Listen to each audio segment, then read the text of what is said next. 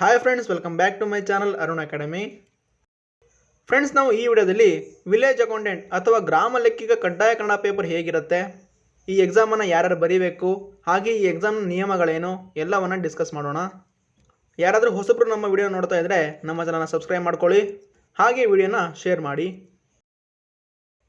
ನೋಡಿ friends, KE ಅವರು 20/8/2024 ಒಂದು ನೋಟಿಫಿಕೇಶನ್ ಹೊರಡಿಸ್ತಾರೆ. ನೋಡಿ, ಕಡ್ಡಾಯ ಕನ್ನಡ ಭಾಷಾ ಪರೀಕ್ಷೆ 29/9/2024 ನಡೆಯುತ್ತೆ ಅಂತ ಪ್ರಕಟಣೆ ಮಾಡಲಾಗಿದೆ. ಇದಕ್ಕೆ ಸಂಬಂಧಿಸಿದ ಎಕ್ಸಾಮ್ ಡೇಟ್ಗಳನ್ನು KE ಅವರು ಆಲ್ರೆಡಿ ಪ್ರಕಟಣೆ ಮಾಡಿದ್ದಾರೆ. ನೋಡಿ, ಎಕ್ಸಾಮ್ ಡೇಟನ್ನು ನೋಡ್ಕೊಳ್ಳಿ. ಕಂಪಲ್ಸರಿ ಕನ್ನಡ ಪೇಪರ್ 29/9/2024 ಭಾನುವಾರ ನಡೆಯುತ್ತೆ, 10:30 12:00ವರೆಗೂ. ನೆಕ್ಸ್ಟ್ ಕೆಳಗಡೆ ನೋಡಿ, ವಿಲೇಜ್ ಅಕೌಂಟೆಂಟ್ ಎಕ್ಸಾಮ್ ಡೇಟ್ ಕೂಡ ಕೊಟ್ಟಿದ್ದಾರೆ.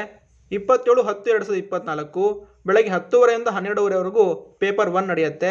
ನಂತರ ಮಧ್ಯಾಹ್ನ 2:30 4:00ವರೆಗೂ ಪೇಪರ್ 2 ನಡೆಯುತ್ತೆ. ಇನ್ನೊಂದು ಇಲ್ಲಿ ಸರಿಯಾಗಿ ಅರ್ಥ ಮಾಡ್ಕೊಳ್ಳಿ.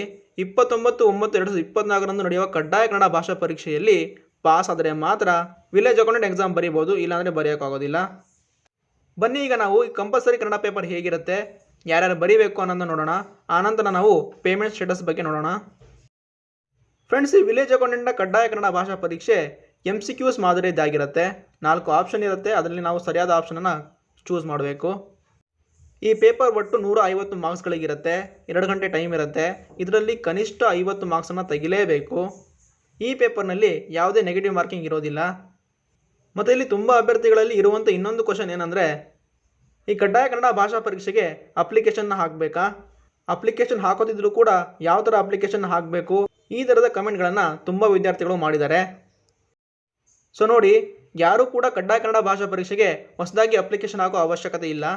ಯಾರ್ಯಾರು ವಿಲೇಜ್ ಅಕೌಂಟೆಂಟ್ಗೆ ಅಪ್ಲಿಕೇಶನ್ ಹಾಕಿದಿರಲ್ಲ ಅವರೆಲ್ಲರೂ ಕೂಡ ಕಡ್ಡಾಯ ಕನ್ನಡ ಭಾಷಾ ಪರೀಕ್ಷೆನ ಬರೀಬೋದು, ಆದರೆ ಪೇಮೆಂಟ್ ಸಕ್ಸಸ್ಫುಲ್ ಆಗಿರಬೇಕು, ನೆನಪಿರಲಿ. ಈಗ ನಾವು ಈ ಕಡ್ಡಾಯ ಕನ್ನಡ ಭಾಷಾ ಪರೀಕ್ಷೆನ ಯಾರ್ಯಾರು ಬರೀಬೇಕು ಅನ್ನೋದನ್ನ ನೋಡೋಣ. ಇದು ತುಂಬ ವಿದ್ಯಾರ್ಥಿಗಳು ಕೇಳಿರುವಂಥ ಕ್ವಶನ್. ನೋಡಿ, ಕಡ್ಡಾಯ ಕನ್ನಡ ಭಾಷಾ ಪರೀಕ್ಷೆಯನ್ನು SLCಯಲ್ಲಿ ಪ್ರಥಮ ಭಾಷೆ ಅಥವಾ ದ್ವಿತೀಯ ಭಾಷೆಯನ್ನಾಗಿ ಕನ್ನಡ ಓದಿದರೂ ಕೂಡ ಈ ಎಕ್ಸಾಮನ್ನು ಬರೀಬೇಕು. ಕನ್ನಡ ಮೀಡಿಯಮ್ ಆಗಿದ್ರೂ ಕೂಡ ಈ ಎಕ್ಸಾಮನ್ನು ಬರೀಬೇಕು. ಸೊ ಇಲ್ಲಿ ಸಿಂಪಲ್ ಆಗಿ ಹೇಳೋದಾದರೆ, ವಿಲೇಜ್ ಅಕೌಂಟೆಂಟ್ಗೆ ಯಾರ್ಯಾರು ಅಪ್ಲೈ ಮಾಡಿದಿರಲ್ಲ ಅವರೆಲ್ಲರೂ ಕೂಡ ಕಡ್ಡಾಯ ಕನ್ನಡ ಭಾಷಾ ಪರೀಕ್ಷೆನ ಬರೀಬೇಕು. ಇದನ್ನು ನೀವು ಈ ನೋಟಿಫಿಕೇಷನಲ್ಲಿ ನೋಡ್ಬೋದು. ಗ್ರಾಮ ಆಡಳಿತ ಅಧಿಕಾರಿ ಹುದ್ದೆಗೆ ಅರ್ಜಿ ಸಲ್ಲಿಸಿ ಶುಲ್ಕ ಪಾವತಿಸಿರುವ ಎಲ್ಲ ಅಭ್ಯರ್ಥಿಗಳು ಕಡ್ಡಾಯ ಕನ್ನಡ ಭಾಷಾ ಪರೀಕ್ಷೆಯ ಪ್ರವೇಶ ಪತ್ರವನ್ನು ಡೌನ್ಲೋಡ್ ಮಾಡಿಕೊಂಡು ತಪ್ಪದೇ ಪರೀಕ್ಷೆಗೆ ಹಾಜರಾಗತಕ್ಕದ್ದು. ಸೊ ನೋಡಿ, ವಿಲೇಜ್ ಅಕೌಂಟೆಂಟ್ಗೆ ಅಪ್ಲಿಕೇಶನ್ ಹಾಕಿದ ಎಲ್ಲ ಅಭ್ಯರ್ಥಿಗಳು ಕೂಡ ಕಡ್ಡಾಯ ಕನ್ನಡ ಭಾಷಾ ಪರೀಕ್ಷೆನ ಬರೀಬೇಕು, ನೆನ್ಪಿಟ್ಕೊಳ್ಳಿ. ಹಾಗೆಯೇ ನೋಡಿ, ಈ ಕಡ್ಡಾಯ ಕನ್ನಡ ಭಾಷಾ ಪರೀಕ್ಷೆಗೆ ಯಾರಾದರೂ ಬರದೇ ಇದ್ದರೆ ಮತ್ತು ಬಂದು 50 ಅಂಕಕ್ಕಿಂತ ಕಡಿಮೆ ಮಾರ್ಕ್ಸನ್ನು ಪಡೆದರೆ ದಿನಾಂಕ 27/10/2024 ನಡೆಯುವ ವಿಲೇಜ್ ಅಕೌಂಟೆಂಟ್ನ ಸ್ಪರ್ಧಾತ್ಮಕ ಪರೀಕ್ಷೆಗೆ ಕೂರಿಸಲು ಅವಕಾಶ ಇರೋದಿಲ್ಲ. ಸೊ ನೀವು ವಿಲೇಜ್ ಅಕೌಂಟೆಂಟ್ ಎಕ್ಸಾಮ್ ಬರೀಬೇಕು ಅಂದರೆ ಕಡ್ಡಾಯ ಕನ್ನಡ ಭಾಷಾ ಪರೀಕ್ಷೆಯಲ್ಲಿ 50 ಮಾರ್ಕ್ಸ್ ತೊಗೊಂಡು ಪಾಸ್ ಆಗಬೇಕು. ನೋಡಿ, ಕಡ್ಡಾಯ ಕನ್ನಡ ಭಾಷಾ ಪರೀಕ್ಷೆ ಯಾವ ಥರ ಇರುತ್ತೆ ಅನ್ನೋದನ್ನ ಡೆಮೋ ತೋರಿಸ್ತೀನಿ. ಸೊ ನೋಡಿ, ಯಾವ ಥರ ಕ್ವಶನ್ಗಳು ಬರ್ತವೆ ಅಂತ ನೋಡ್ಕೊಳ್ಳಿ.